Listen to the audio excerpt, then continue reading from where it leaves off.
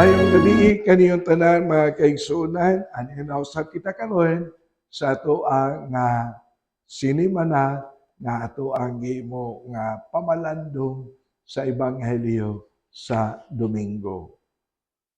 Ug ang atoang pamalandong atong pagkutluon gikan sa ikakawhaan nga Domingo sulod sa tuig. Gikan sa Ebanghelyo ni San Mateo, Kapitulo 15, versikulo 21 ngadto sa 28. Pagbasa gikan sa Santos nga Ebanghelyo, sumala ni San Mateo. Himayaon ikaw o Ginoo. Mibiya si Jesus niadtong napita o miadto sa kayutaan duol sa mga syudad sa Tero o sa Sidon. Usa ka babae nga taga Kanaan nga nagpuyo niadtong napita, miduol kaniya ug unya mituwaw, "Sir, anak ni David, kaluy-in taod ako." Ang anak kong babae giyawaan ug unya nag-antos pag-ayo. Apan wala motubag si Jesus.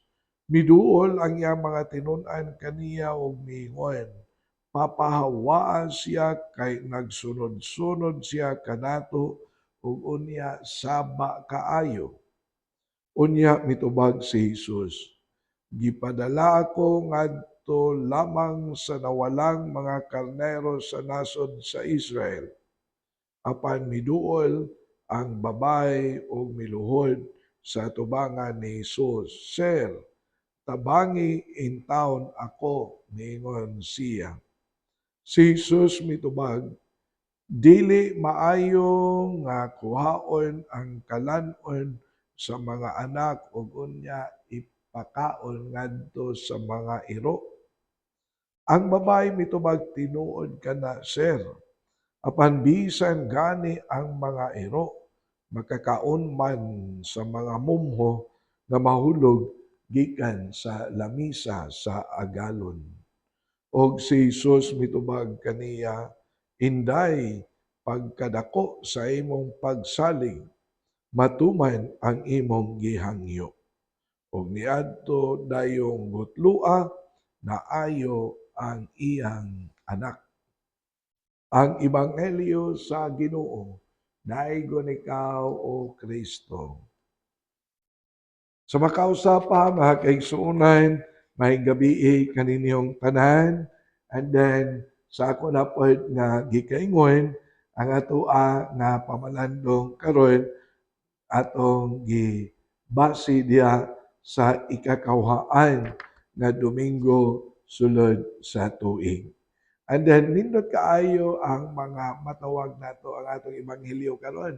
Magkuha tag pipila ka mga piece by piece nato aron sa makasabot sad ta no sa ebanghelyo. For example, kining gitawag og syudad sa Tero o sa Sidon, usa kini ka syudad nga giila nga gipuy-an sa matawag natong mga giila, mga pagano, mga taga-Kanaan, no? Mao na nga ang kining usa ka matawag babae dili ni siya Israelita, taga-Kanaan ni sila niya. Background sad kining taga-Kanaan, taga-Kanaan o kining Israelita, dili sa ni sila mag-abot, no? Culturally, bisan sa ilaha nga matawag nato og pagtuo. Kay para sa mga Israelita, kining taga-Kanaan, hugaw. Kay lagi, because of mixed marriages sa mga pagano, nasagulan sila. Mao na nga, kung imo sad nga tan-awon, ang taga-Kanaan, imbis nga kining babae, o taga-Kanaan, tawgon ni sa mga Israelita nga mga iro. Nya, kay lagi ang iro, usa ka mananap nga hugaw. Mao bitaw nga sakit-sakit sad no ang nadunggan sa babae nga gitawag siya gikan sa baba ni Kristo. nga ang pagkaon sa agalon dili ihatag sa mga iro. Mura ba kay ang mga taga-Kanaan ila man gud sila nga mga hugaw mura nga ang mga Israelita dili gyud ni sila sandurot, dili makiistorya, dili makigkuyog, kay lagi hugaw ni sila. Mao ni nga makasabot sad ka, so sa reaction sa mga tinun-an ni Kristo nganong ilang giabog ang babae. Kay Saba. No? In the first place, tingali Saba, pero culturally, di gud sila ganaan sa baong babae. Kay taga-Kanaan man ng mga Israelita baya gyud ang matawag na to ang mga apostoles. No? Makasabot ka, just a little background aron sad ato apong masabtan ang matawag nato o ang ebanghelyo. Pero one thing nga naa pod sa babae kining iyahang pagtuo nga bisan kung taga-Kanaan siya pero iyang gihapong giila, gidawat nga si Kristo mao ang Mesiyas. Mao na sa asa man nga dapita nga napadayag sa babae ang pagdawat, ang pag-ilan niya ni Kristo nga usa ka Mesiyas. Sa diha nga iyang gitawag si Kristo nga anak ni David, dili ba? O sa may iyang gisulti, niadtong dapita miduol kaniya og mituwaw, Sir, anak ni David, kaluy-i in town ako. Kanang title nga anak ni David, that is a messianic title. Nganong gitawag man na siya og messianic title?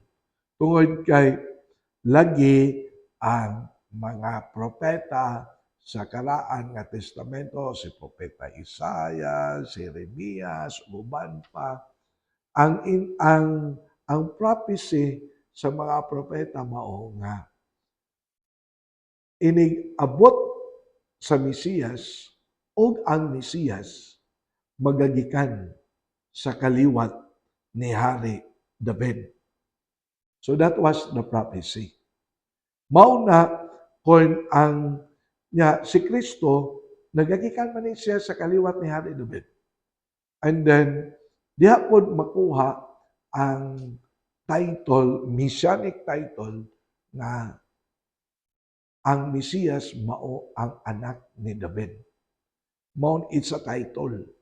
Mao ni ang taga-Kanaan, ang babae sa ebanghelyo, sa ato pa reading between the lines, ang mga lihok, mga milagro, mga pagtulunan nga gitudlo ni Kristo, wala lamang diha sulod sa mga Israelita. Sa ato pa migawas ngadto sa gitawag na ni pagan territories kining Tyre ug Sidon. Sa ato pa naabot ang ngalan ni Kristo ngadto. And then naabot ang matawag natong mga milagro ug ang mga pagtulunan ngadto. Kay ngano man ilaman kining babae. Ngano man nga matawag na tuog iya man natawag si Kristo nga mao ang Mesiyas. So mao ni ginaingon, he spread out gyud ay ang pagtulunan ni Kristo. Hangtod naabot gyud gani sa mga pagan territories kining tawag og Tero og Sidon. So kung imong tan-awon, so balik-balik yun na sa tuang ebanghelyo, how important the gift of faith. Pero mao ni ato apon nga hinumduman nga ang pagtuo sa atong katisismo dili na siya inborn or innate na pagkatao na to naa dayon.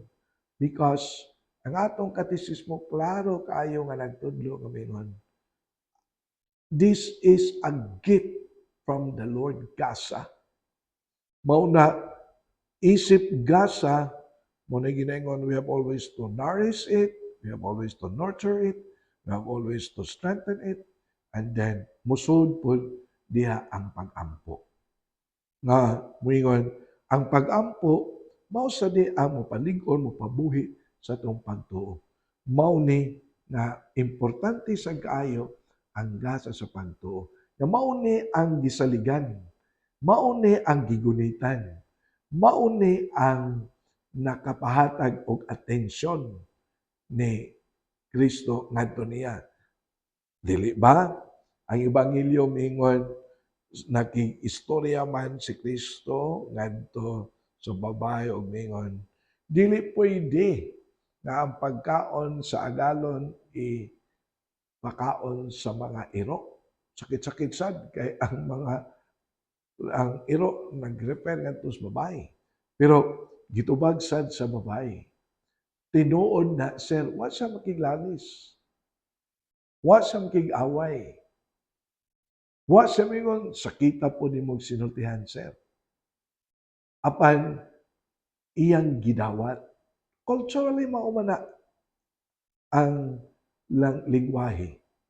And then, ang iyang pagdawat mingon, tinuod na, sir. Pero, bisan ang iro, makakaon sa mummo na matagat, gikan sa lamisa sa agalon. That is the language of faith. That's an expression of faith. Nga, ang gasa di ay sa pagtuo, kanang dili demanding, but self-giving. Gift of faith is something nga makes you more humble, makes you more gentle, dili kumbatan, nga kanang dili pud nga kana bang muila, mudawat, what is your humble beginning? Tinuod na, sir. Pero mu-assert, tinuod na, sir. Pero ang iro makakaon baya pod sa mumho sa gikan sa pagkaon sa agal. Mu-assert in the name of faith. Nga naman, kay naaman ang trust and confidence. So, in the name of faith, mingon sa tinuod na, pero makakaunsad. So, that is something that we have also to put into our hearts. Sa ato pa, ang tao di ay nga naay pagtuo, mo-assert sa iyang panginahanglan, pero dili demanding. Dili demanding. Ang pagtuo di ay, ang usa may katao nga dunay pagtuo, mo-acknowledge sa iyang kinsa siya, unsay humble beginning.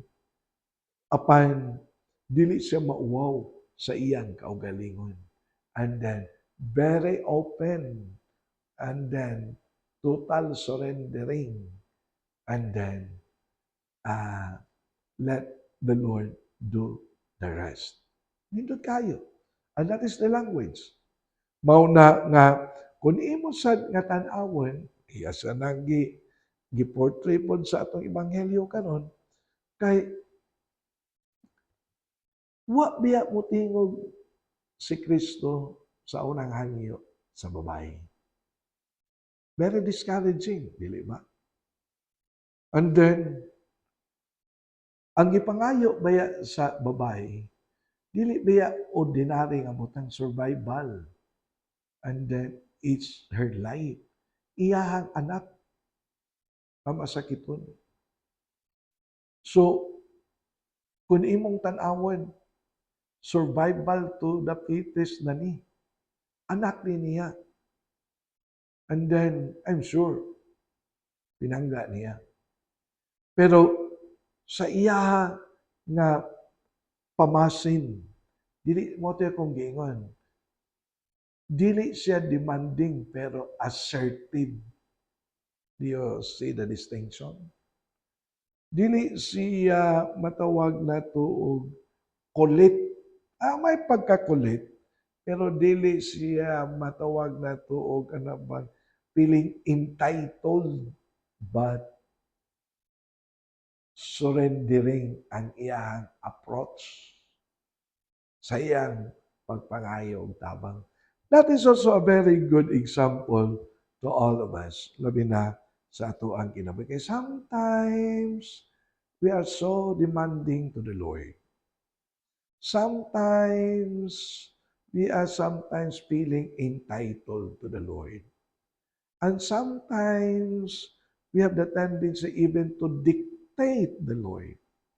And sometimes, we cannot even feel that we are the one who is in need, and we are the one who is asking the help. Dili ba? Example lang tamo. Pila gud kahigayon nga kita nabinda nata simbahan, nagserbisyo ta, and then kung dunay mga panghitabo sa tuwag kinabuhi, iagi dayog luod-luod, and then nganong ako man Lord, nagserbisyo man ako nimo, nganong ako pa may, akong pamilya pa may napituhan, and then iniagi luod-luod, mao na dili na mo serbisyo, dili na mo simba, uban pa, di ba? Doon tayo mga kaigsunan nga ingon usab ni ana.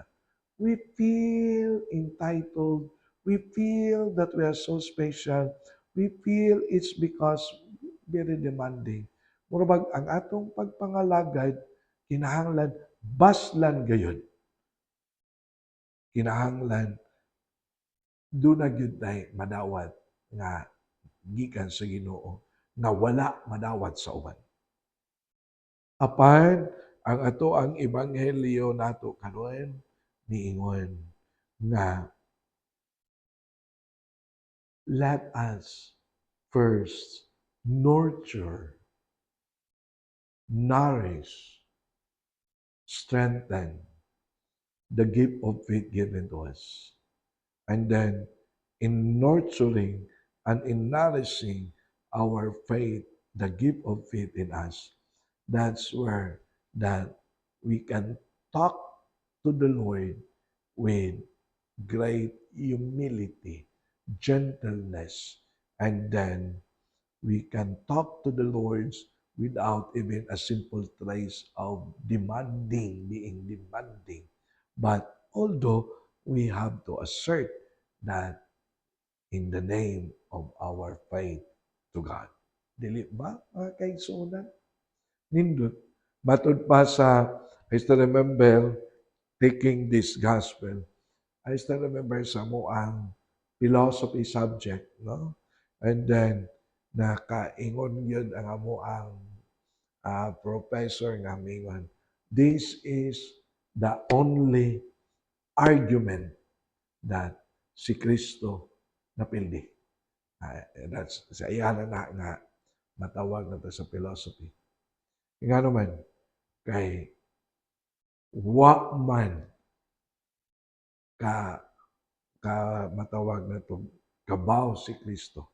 Pag-ingon, tinuod na magtutudlo apan bisan ang iro makakaon man sa mumo sa pagkaon gikan sa lamisa sa galon. Si Kristo nakahatag sa gipangayo sa babae. And then napita mo, pildi si Kristo sa argumento. Pero dili ko ingon nga. But nakaingon nga in the name of faith, God cannot say no to us. Dili ba? In the name of faith, God becomes very accommodating to us. In the name of faith, God will give whatever we ask from Him. Ato ni mamalandungan, nga atong iampo, ang atong mga kaiso ng mga masakiton. Amo lang itong amahan, panalangin niya mo mga kaiso ng mga masakiton, ayawa sila silang tagsa-tagsa ka mga balatian o mga sakit. o apo sa iapil ang nagatiman kanila. Kining tanan among gipangayo pinagi ni Kristo among Ginoo. Amen. So mga kaigsunan, ani lang sa takutob, no? Magkita na punta sa sunod nga Sabado, alas 6 sa gabi sa tong FB account, Archdiocese of Cebu, Catechetical Ministry. Nya kini si Father Joseph Intig, ang kanunay nga nagubahan kaninyo kini atong pamalandong sa Ebanghelyo sa Domingo. Ang Ginoo manalangin kanato sa kanunay.